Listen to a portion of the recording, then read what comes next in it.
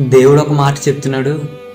ప్రభువా ప్రభువా దేవా నా దేవా అని పిలిచే ప్రతివాడు పరలోక రాజ్యంలో ప్రవేశింపడు గాని హృదయపూర్వకంగా నీతిని అనుసరించు యథార్థతను విడిచిపెట్టక నా మాట చొప్పున చేయి ప్రతివాడు పరలోక రాజ్యంలో చేరతాడని దేవుడు మాట్లాడుతున్నాడు. అదేవిధంగా పనికి మాలిన చెట్టును తన ఫలముల చొప్పున, మంచి చెట్టును తన ఫలముల చొప్పున చూసి పనికి మాలిన చెట్టును నరికి వేసి అగ్నిలో వేసేస్తానని, ఫలించేటువంటి వృక్షాన్ని బ్రతకనిస్తానని దేవుడు మాట్లాడుతున్నాడు. నీ విషయంలో కూడా దేవుడు అదే చెప్తున్నారు. నువ్వు ప్రభువా ప్రభువా అని ప్రార్థిస్తున్నావు.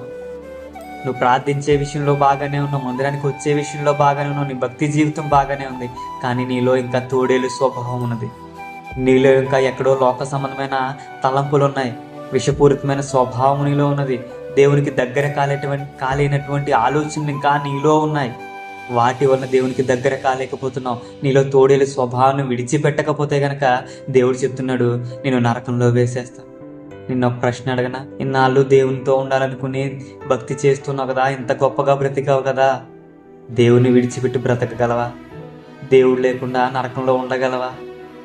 దేవునితో బ్రతకాలని ఆశపడ్డావు కదా, దేవుడు లేకుండా ఒక క్షణమైనా ఉండగలవా? కాబట్టి ప్రియ సహోదరి సహోదరులారా, ఆసక్తి కలిగి మారు మనసు పొందమని దేవుడు చెప్తున్నాడు కనుక మనము ఆసక్తి కలిగి మారు మనసు పొందాం, దేవునితో బ్రతుకుతాం, దేవుని కోసం బ్రతుకుతాం, దేవునిలో నిలబడతాం, నిత్య రాజ్యంలోనికి వెళ్ళడానికే మనం ప్రయాసపడతాం. కేవలము గొర్రె చర్మము ధరించుకుని తోడేల స్వభావంతో బ్రతికే వారంగా కాదు, కానీ యథార్థంగా భక్తి చేసేవారంగా, అర్రాకొర్ర భక్తి చేసేవారంగా కాకుండా నిష్ట కలిగిన భక్తి చేసేవారంగా దేవునిలో బలపడదాం. అట్టి విధంగా దేవుడు మనల్ని బలపరిచి నడిపించును గాక. ఆమేన్.